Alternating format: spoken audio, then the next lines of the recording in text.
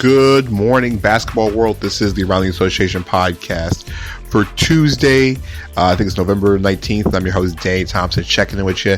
After a long, busy night in the NBA, a lot of interesting things happened. So let's get into what you missed last night in the NBA. And before we get into that, follow me on Twitter at DannyTA3 Thompson on Twitter and at AroundTheAssociation.com, as well as the Around the Association Facebook page. Subscribe and follow this podcast everywhere you can listen to podcasts, on iTunes, on Spreaker, on iHeartRadio, Stitcher, Google Podcasts, Podcast Addict, any place you can find this podcast as well too. And it's free. And guess what? You get a brand new version of it every single morning, Monday through Friday, right around between 6 and 7 a.m.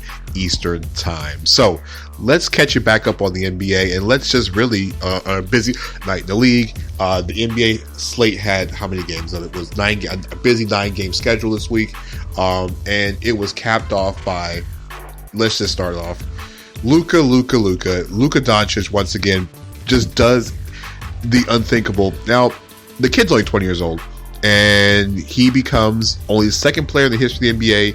Yes, the second player in the history of the NBA to record a 40-point triple-double as a 20-year-old.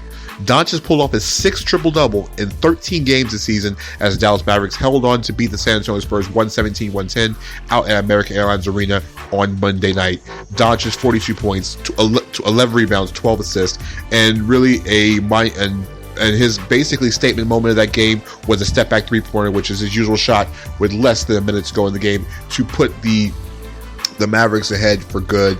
It was just a phenomenal performance. 35 minutes he played on the night, was in foul trouble, but he was so efficient everywhere on the floor. 14 and 27 from the floor, knocked down 5 3-pointers. He even went 9 13 from the line.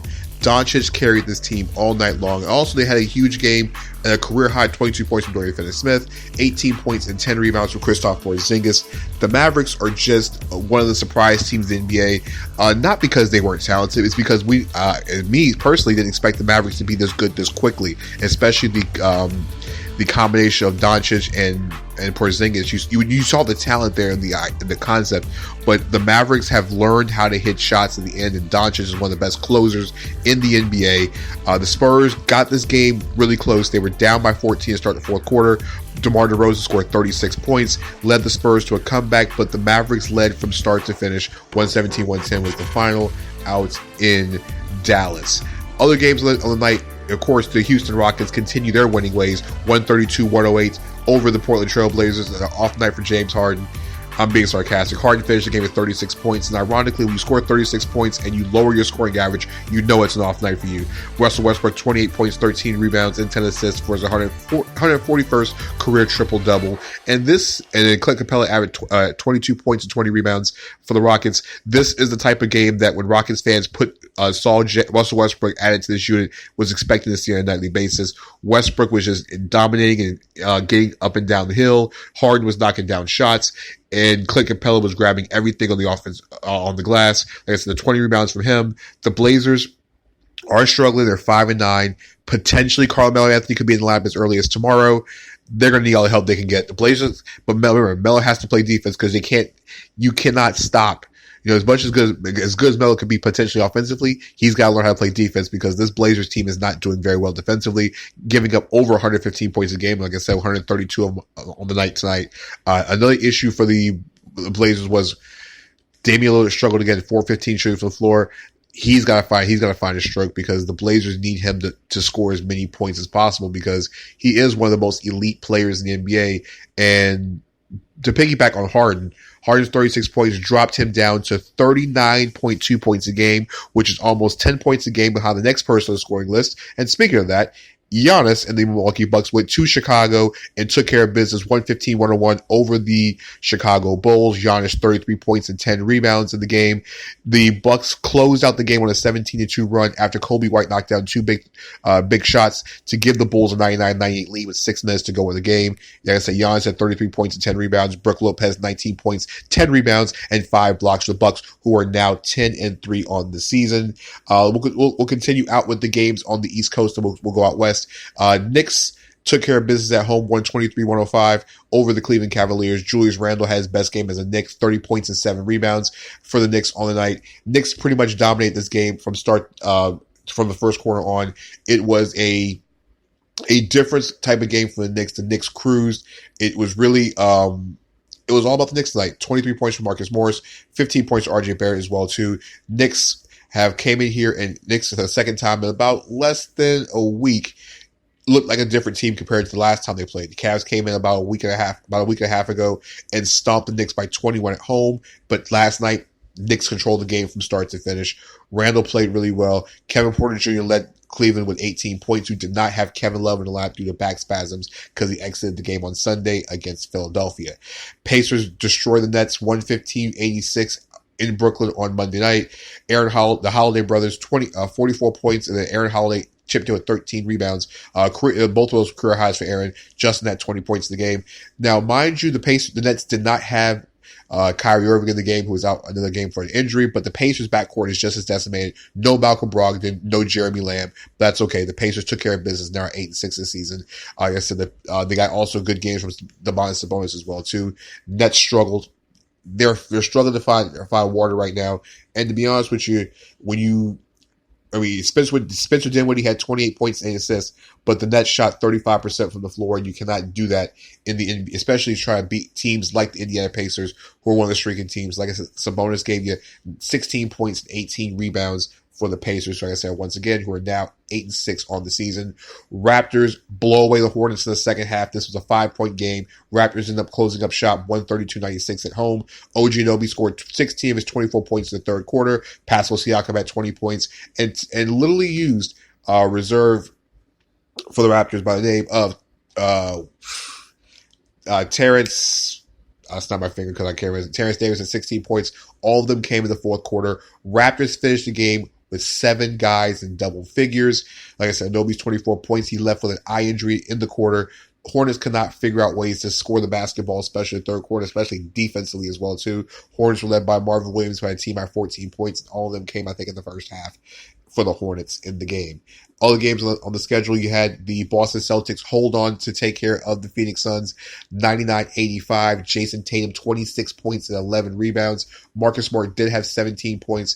But the problem was Marcus Smart did leave the game due to injury. Not sure what his status will be.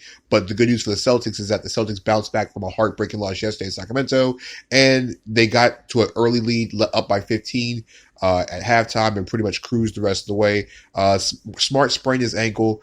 But it is a game that would have been more later in the season. He said he would have came back and played if it had been a much closer game. Good thing is there was no swelling after the game. The Celtics, we'll learn more about the Celtics point guard situation. Well, so I call it combo guard situation tomorrow. Phoenix did play this game last night without Ricky Rubio, who did have back spasms. And of course, once again, the Suns reverted to you can tell the difference when Ricky Rubio is in the lineup compared to when he's not in the lineup. His replacement, Javon Carter, only scored 3 points and had 2 assists in the 25 minutes. Celtics also got 19 points from Kemba Walker and 14 points and 9 rebounds from Jaylen Brown. Celtics are now the NBA's at 11-2. Timberwolves went to Utah and knocked off the Jazz 112-102 in Utah. Karl-Anthony Towns, 29 points and 13 rebounds. What else can you say about Karl-Anthony Towns? He's one of the most elite players in the league and showed it last night. The Timberwolves played again without Andrew Wiggins, got 21 points and 11 assists from Jeff Teague in the game. This game was really all about Towns. Towns had the 29 points, but here's the thing. Towns had 7 3-pointers in the game, pretty much bringing Rudy Gobert out there. And between Towns' 3-pointers and the T-Wolves defense, this is the reason why they won the game. The Timberwolves held the Jazz to 36% shooting from the floor, and it was really all defensive game. Robert Covington had 15 points offensively, but here's the problem. The Jazz got a horrible night shooting from Donovan Mitchell, who shot 5 of 24 in the game, and it was all about the fourth quarter for the Timberwolves. They were up 88-85, down 88-85 before they started knocking down shots and then holding the Jazz defensively. Towns had a couple of big 3-pointers in the fourth quarter. Jeff Teague knocked down one, and then Jeff Teague found Kalai Martin, who had 7 of his 14 points for a big three in the fourth quarter to give the Timberwolves enough points to take care of business. And finally, the LA Clippers hold on to beat the Oklahoma City Thunder 90-88 at home. Paul George against his former team knocked down a three-pointer with 25 seconds left to give the Clippers a victory.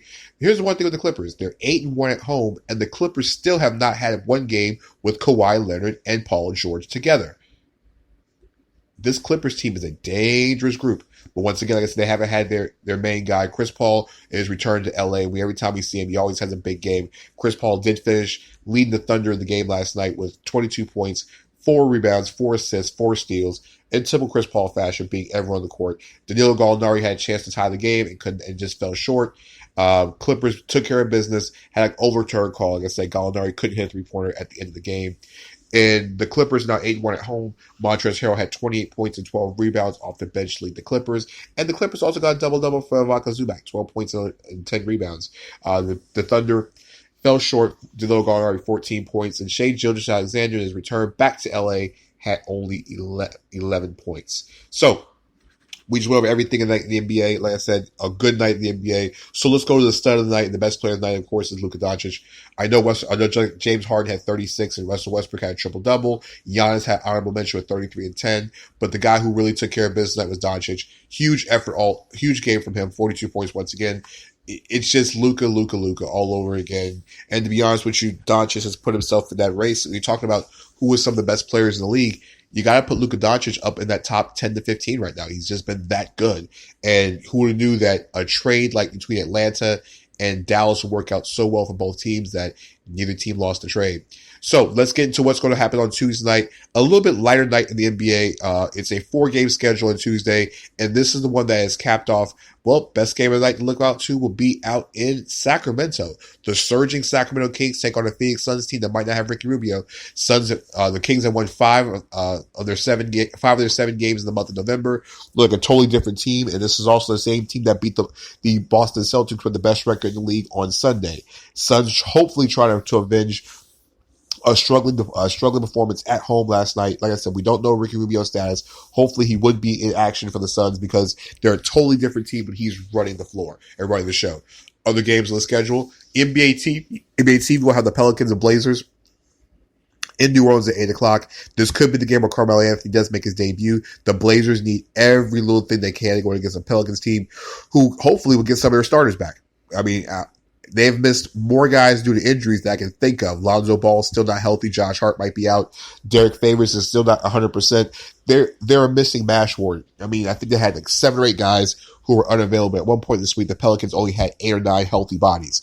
Other games on the schedule, Golden State travels out to Memphis. Ja Morant has been playing some of the best basketball of his career, and he's doing it at the right time. The Grizzlies are playing much better than they did in the early part of the season. The Warriors are 2-12, and we don't need to talk too much about that.